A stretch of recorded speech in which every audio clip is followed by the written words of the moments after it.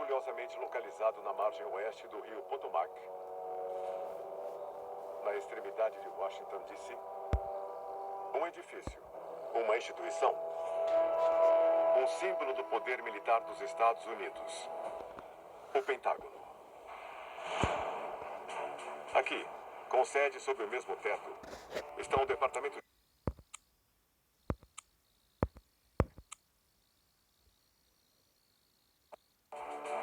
o Estado-Maior Conjunto e os 5 ramos das Forças Armadas dos Estados Unidos.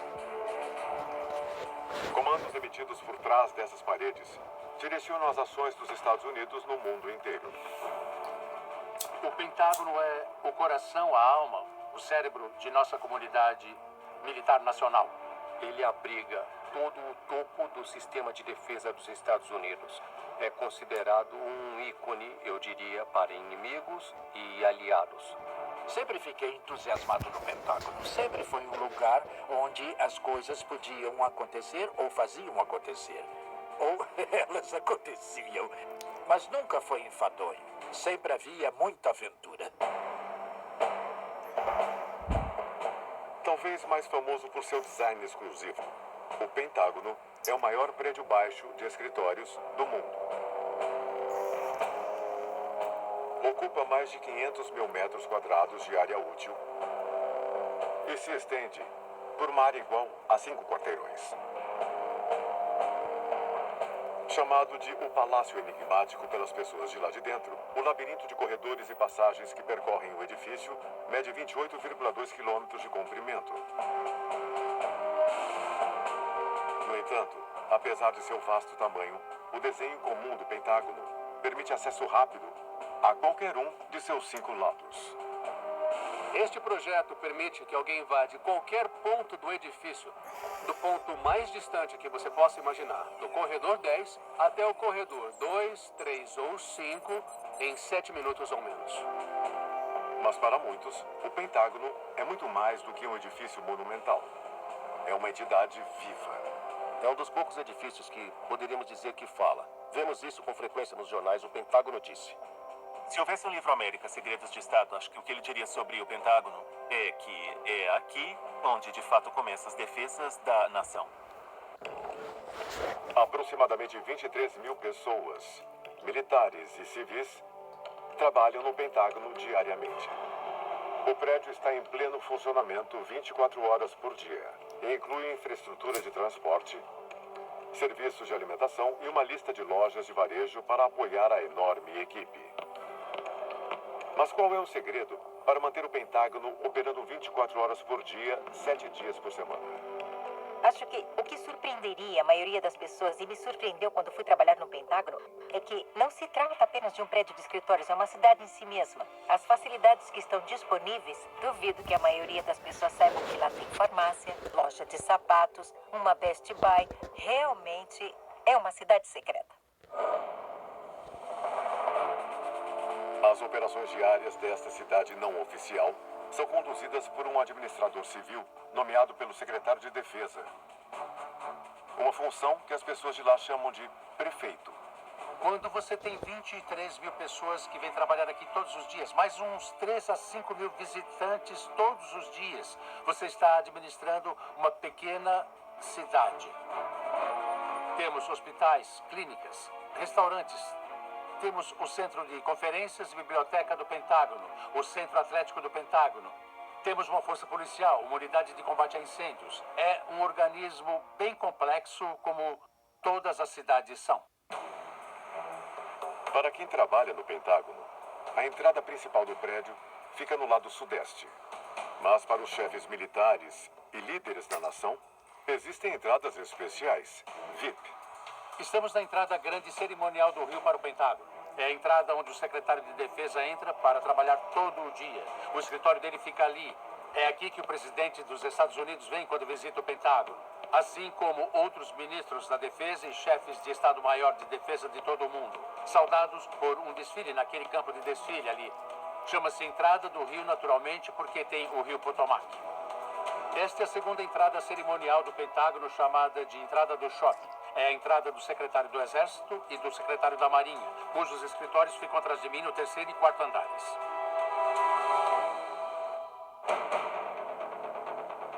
Com seus 5 lados, 5 andares e 5 anéis concêntricos, os projetos originais de um quartel-general militar foram quase descartados em favor de algo mais tradicional. A forma de 5 lados do Pentágono é um acidente da história. O local inicial que eles escolheram para a construção perto da Ponte Memorial tinha 5 lados. Ele acabou mudando para outro terreno que não tinha os 5 lados. Portanto, quando eles mudaram o edifício do primeiro local para o segundo, eles poderiam ter mudado os 5 lados. Mas os arquitetos perceberam que uma forma de 5 lados funcionava melhor do que um grande retângulo.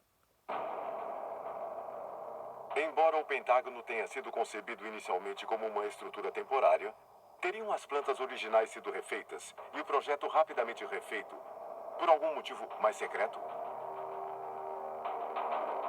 Por que a construção do Pentágono foi iniciada em 11 de setembro de 1941? 3 meses antes, os japoneses bombardearam Pearl Harbor. Os líderes da nação estavam preparando secretamente os Estados Unidos para a guerra? Uma guerra que eles sabiam que seria inevitável?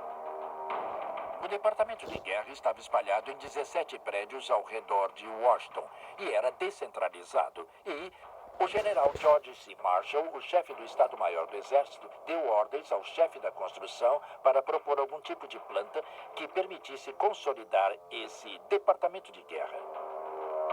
O presidente Roosevelt, quando aprovou o projeto para esse enorme edifício em segredo, teve uma visão desse edifício sendo usado depois da guerra como um arquivo para toda a papelada que abarrotava Washington.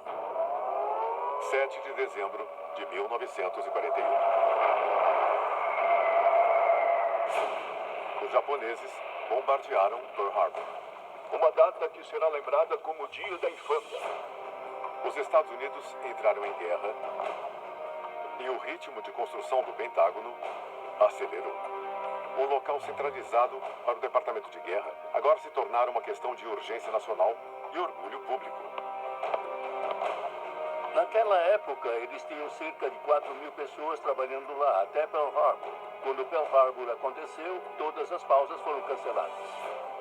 Iremos alcançar o inevitável triunfo. Portanto, que Deus nos ajude. O céu era o limite naquele ponto. Mais pessoas foram contratadas, de forma que no pico atingiu cerca de 15.000 pessoas. O Pentágono foi construído numa corrida contra o tempo. Os arquitetos e desenhistas, às vezes, estavam literalmente apenas a um passo à frente dos batistas. Houve uma incrível onda de patriotismo e pânico para deixar aquele prédio pronto. Concluída em apenas 16 meses, a Casa do Departamento de Guerra permanece sendo o posto de comando central dos militares dos Estados Unidos por quase 70 anos. Nós estamos no pátio central do Pentágono. Atrás de mim está um gazebo e dá pra ver que em sua versão atual é uma lanchonete. Em cima do mirante tem uma pequena coruja. Quando as pessoas estavam aqui durante o período da Guerra Fria, e na verdade meu serviço começou no Pentágono durante esse período, essa área ganhou o apelido de Marco Zero. As pessoas que trabalhavam no Pentágono estavam convencidas de que havia uma bomba nuclear com a mira apontada bem naquela coruja no gazebo. Portanto, como um jovem oficial que trabalhava aqui enquanto andava pelos corredores, devo dizer que às vezes eu pegava um atalho pelo pátio. E devo dizer que quando chegava no centro, os cabelos da minha nuca se arrepiavam. Eu tinha certeza que uma bomba nuclear viria para cima de mim naquele momento. Mas quais estratégias militares e jogos de guerra são jogados no Pentágono do século XXI? Grande parte dele é um prédio de escritórios. A maior parte do trabalho que se faz lá é bastante rotineiro, bastante normal. Mas muitas das coisas mais secretas, muito do planejamento, muitos dos elementos operacionais, análise de inteligência, reuniões de alto nível, estratégia, tudo isso fica bem longe da vista do público. Mas tudo está acontecendo ali. Talvez mais do que qualquer outro lugar nos Estados Unidos, o Pentágono é uma câmara de compensação para todas as decisões importantes tomadas pelas Forças Armadas Americanas. Como o lar dos gênios militares dos Estados Unidos, o Pentágono também provou ser um alvo de 5 lados. Para o terrorismo, é um alvo porque é o símbolo do poder militar americano. E esse prédio de 5 lados abriga o Departamento de Defesa e todos os líderes sênior a serviço das Forças Armadas.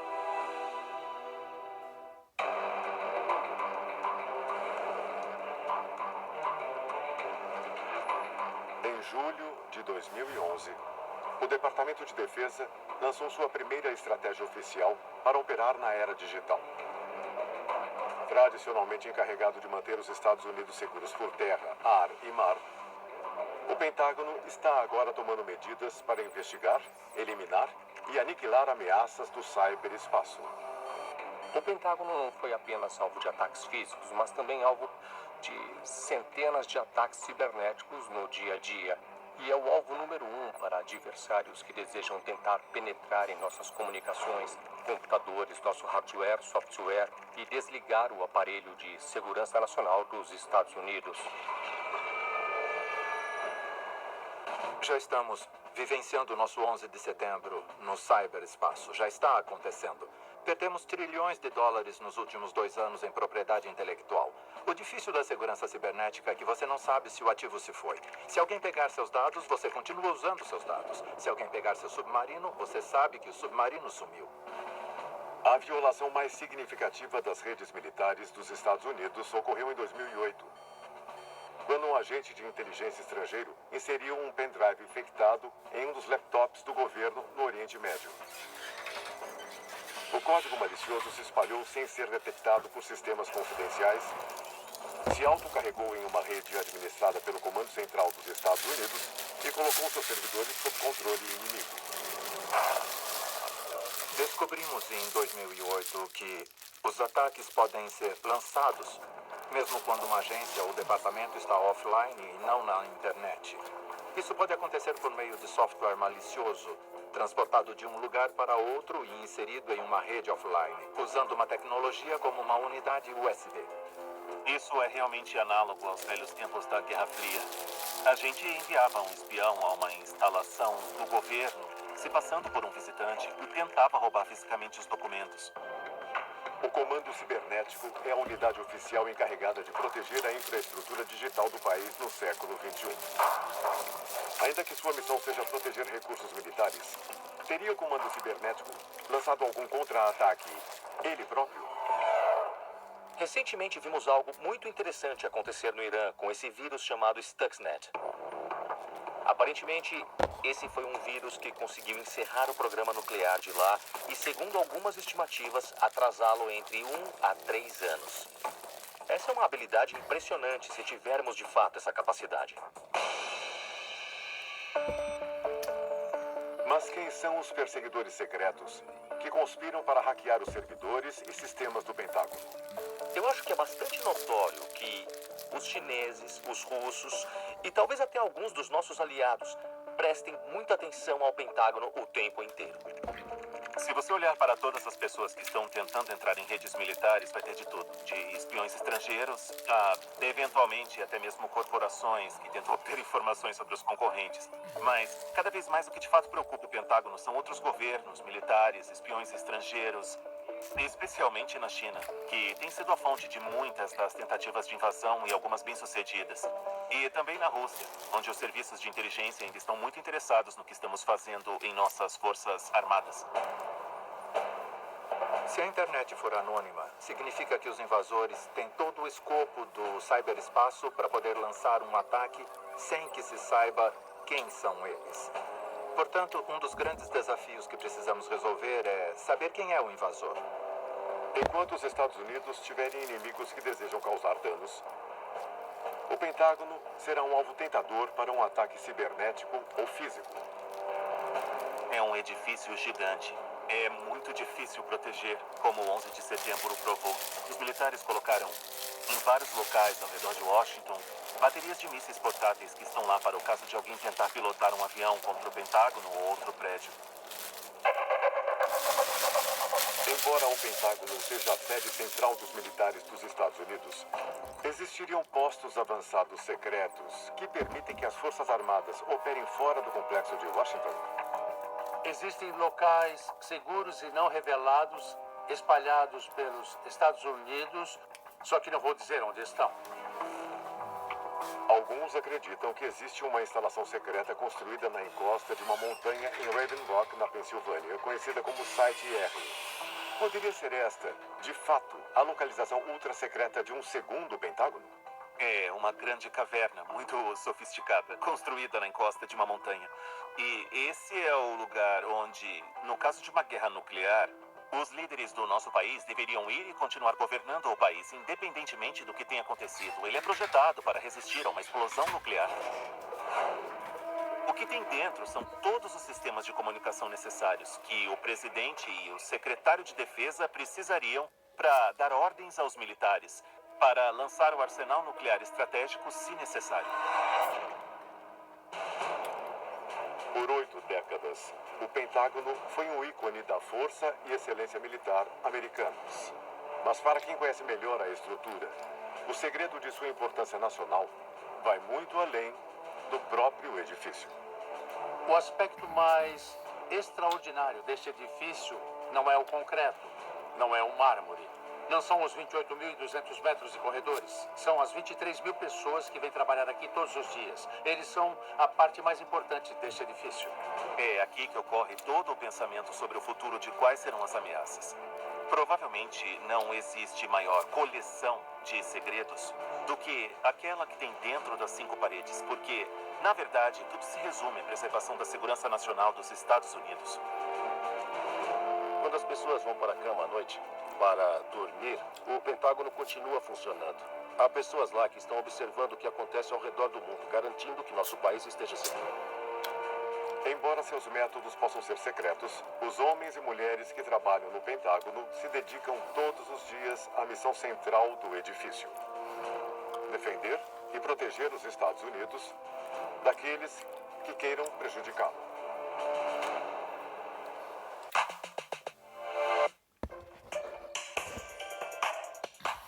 Uma das coisas mais dramáticas que aconteceram no subsolo dos Estados Unidos foi o surgimento desses enormes sumidouros. Eles são do tamanho de vários campos de futebol. Eles engolem casas inteiras e até cidades inteiras em alguns pontos. As pessoas ficaram muito assustadas com aqueles sumidouros porque, imagina, você está sentado na sua sala e ouve aquele estrondo, ouve seu cachorro uivando antes de desaparecer num buraco no seu quintal. Isso assustaria qualquer um. Em 2013, os sumidouros chegaram às manchetes em todo o país por engolir pessoas, carros e até mesmo um prédio em um resort na Flórida. Na verdade, o número de sinistros por sumidouros nas seguradoras da Flórida triplicou de 2006 a 2010. Como assim? A tendência assustadora fez muitos se perguntarem: o que poderia estar causando a proliferação repentina de sumidouros? Poderia uma vingativa mãe natureza estar por trás do recente surto? Ou pode ser outra coisa? Vai com outra coisa.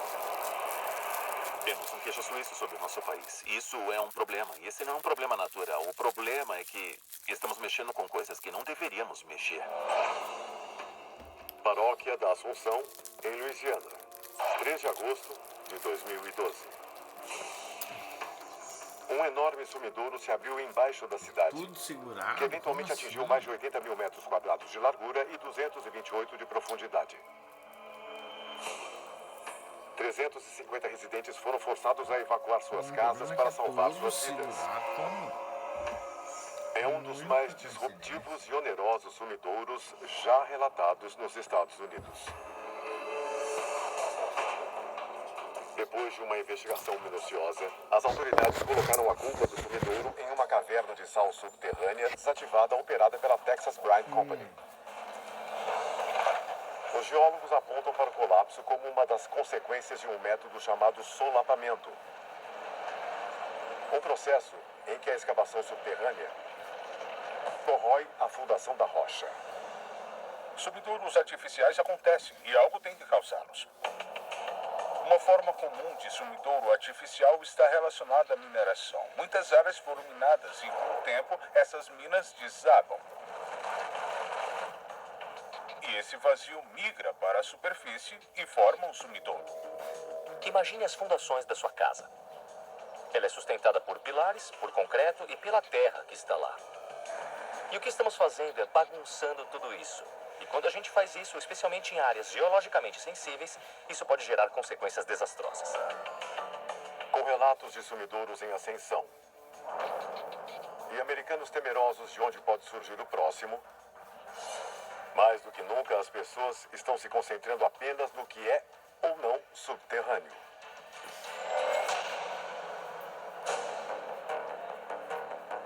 O fato é que abaixo dos Estados Unidos existe uma infraestrutura gigantesca.